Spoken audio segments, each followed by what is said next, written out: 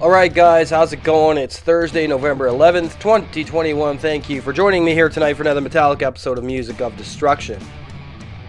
Bringing you the very best in metal related content right here on YouTube on the only metal channel you need. If you missed anything in the past week, click the eye in the upper right corner, should be popping up. Get caught up on all the latest content. I'd really appreciate it. If you want me to review anything, make suggestions in the comments section below. Slam, deathcore, metalcore, and modern tech death are not accepted. Remember, subscribe and turn on that bell so you don't miss anything. You're looking at one of the hardest working metal channels on YouTube. No one's going to give it to you as brutally honest as I do, upfront or uncompromised. And if you don't like it, well, click the X and say goodbye, because I don't give a fuck. Welcome to Top 15 Thursdays here on the channel. Tonight we're going deep beneath the earth into Algeria for my top 15 Algerian metal bands. And Algeria has a very small metal scene with only about 30 bands as far as I know. But of these 30 bands, there are 15 that I absolutely love. Some of them have only put out 1 or 2 releases, then disbanded, etc. So let's get into it, shall we? Coming in at number 15, we have Neanderthalia with Rage by Hate, released in 1998 independently. Thrash, doom metal, some great stuff on here. I love the combination of thrash and doom. It gives it a very foreboding atmosphere, but that thrash metal gives it a very powerful, uplifting atmosphere. And it's kind of a juxtaposition in some ways, but definitely very lyrically powerful, very emotionally powerful, and some great riffs, drum and bass. I really love the production on this. Neanderthalia-Rage by Hate gets number 15. Coming in at number 14, we have Harb with Entropy, released in 2001 independently. This is like heavy metal meets hard rock. It's like Motorhead meets ZZ Top in a lot of ways. There's a lot of that classical Diamond Head influence. You can hear some Exciter, Metallica, all that kind of awesome stuff. Dio, you can hear some Dio in here. This is just a great album, a very epic, powerful, heavy metal album. Definitely one you're going to want to get into your collection. If you love this type of metal, I love traditional heavy metal and hard rock myself. I'm not just a Black Death freak and doom. I really do love traditional heavy metal, and this is a great album. Number 14, Harbs with Entropy. Coming in at number 13, we have Homocidal with Justify, the Desolation, released in 2005 independently. We've got death metal meets grindcore, the best of both worlds. Justify, the Desolation definitely lives up to its namesake. It's very desolate and fast, raw, aggressive, powerful, very homicidal in its nature, and like the namesake, it's an incredibly powerful, brutal album with some great lyricism. It has a bit of a political tone to it. Actually, it does have a political tone. But I really love the emotion and complexity. The production is awesome. Great, memorable tracks, great riffs, drums, bass, awesome stuff. Number 13, Homicidal's Justify, the Desolation. Coming in at number 12, Jugulator with Exitium, released in 2019 independently. We've got the new wave of thrash with this album. Very modern and old school sounding. Not modern in the way you guys are thinking. It's not too clean. It doesn't fall into those trendy trappings of modernism. But it has a newer sound. You can tell they put it out in 2019, but it also has that very garage-like style. I love the old school writing and song approach and stuff like that. It's got a very powerful message. It's an awesome album.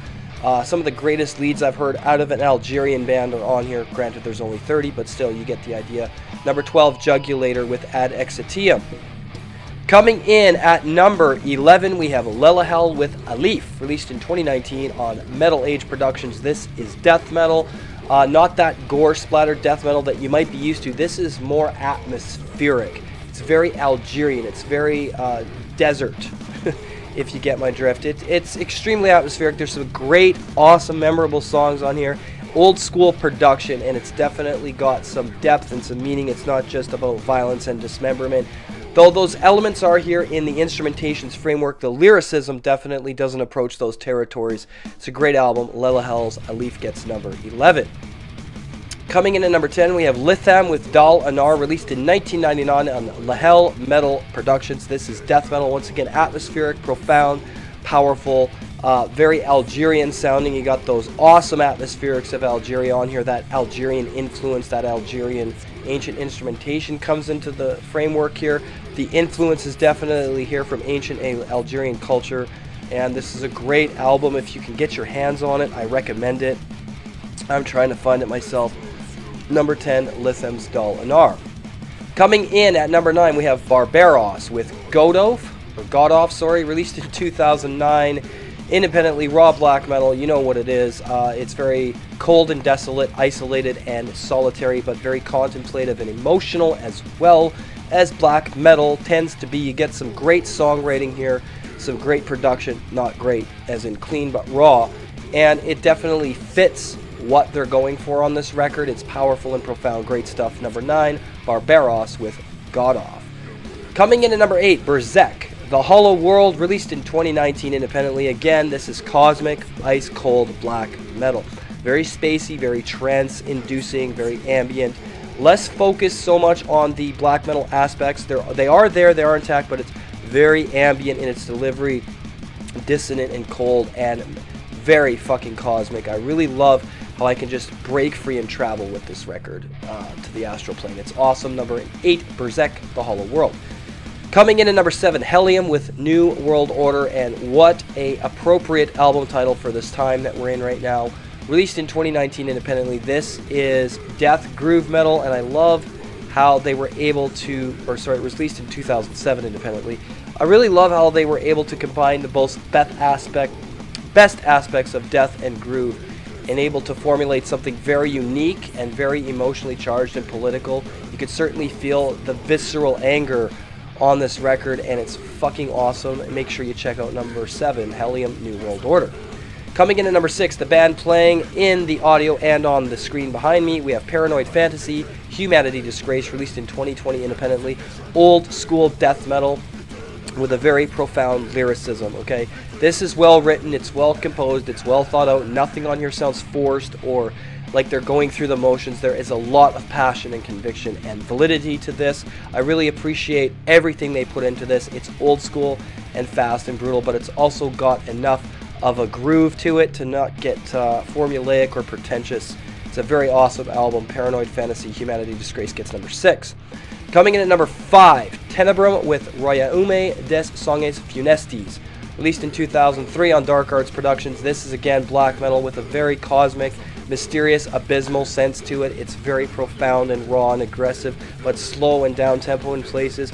Great nuances and song changes and dynamics to this. There's some ambient influence on here, which gives it all kinds of emotional contrasts. And yeah, you're going to want to check out Tenebrum's Royaume des Songes Funestes, gets number 5. Coming in at number 4, Tadart with The Time of Arise, released in 2007 on Dark Arts Productions. More black metal, cold, isolated, despair-filled, but also very fast and aggressive in places. Got a occult edge to it, got a very atmospheric, nature-esque edge to it as well, and just some great stuff going on here with Tadarts. The Time of Arise, I really enjoy what they were able to bring forth with this record, number 4, Tadart, The Time of Arise. Coming in at number 3, Orcus with Salvation for the Dark Spirits. Again, awesome stuff, very dark in contrast, isolated and cold, misanthropic. Of course, it's black metal. You're going to get that atmosphere that takes you away from the world. You're going to feel isolated and alone, but that's the point. This is an awesome album, and it's very uplifting in ways, but in other ways it's not. It's got some great tempo shifts in it to help break up some of that monotony that some people may not like about black metal. I love it when black metal's hypnotic and minimalistic. Some of you may not, but this is a great album for you to check out. Orcus, Salvation for the Dark Spirits, or Orcus if you prefer. Coming in at number 2, Nihil with Experimentations des Détenus, released in 2005 independently. This is depressive black metal. Very cold, isolated, suicidal, anguish-filled, just bent on self-destruction and annihilation of the human race. And if you know DSBM, you know what to expect from this. You get a lot of those influences from earlier bands, but this is uniquely Algerian as well, and I could certainly tell that the minute I hit the play button on this album. It is fucking awesome. Raw, cold, hateful, suicidal black metal. What more do you want? Number 2, Nihil, Experimentations des Titines. Coming in at number 1, Moria, Alchemy de la Duelère, released in 2002 on Dark Arts Productions. More DSBM, cold, isolated, hateful, bleak, very nature-esque or natural sounding. Takes you away, like I said. Most black metal really separates you from the world. After all, it's very individualistic art, and this album, no exception to that rule, and you're really going to enjoy this if you like contemplative black metal and you like just being alone in your house with nobody to bother you on a cold winter night. These albums that I've listed that are black metal on here are perfect for that. Make sure you check out Moria's Alchemy de la Douleur. Alright, so there you have it. Another top 15 in the books here on Music of Destruction. Hope you enjoyed the premiere. If you're new, subscribe, turn on the bell so you don't miss anything. teespring.com/music-of-destruction for merch. Bonfire.com/store/music-of-destruction. Janelle has some cool designs coming. She's been mailing them to me, emailing them. Thank you so much, honey. I love you. And yeah, some new merch is coming up. If you want to support on Patreon, The Seed episode 34, the history of the Les Legions Noir is up there right now. Patreon.com/music-of-destruction. $5 a month to get you access. I'm going to be working on a new podcast for The Seed, episode 35, the history of Cryptopsy. That's coming up as soon as I get some spare time. I'm in the process of moving right now, so I'm packing and getting everything ready. But yeah, you guys will get that as soon as possible. Colton James out there working on his portion of the Alien 1979 review. It's taking him a long time because he is new to this. He's learning better grammar and how to articulate himself, so be patient. We'll get that out as soon as we can for Alien 1979. In the meantime, go over and subscribe. He did do an Alien Isolation stream, so he is streaming from his PS4 to his to our YouTube channel, so make sure you check that out. Thank you guys for watching. Like, comment, subscribe, share this video. We'll see you for Metal Album Warfare Fridays. Take care. Happy Veterans Day. We'll see you guys in the next video.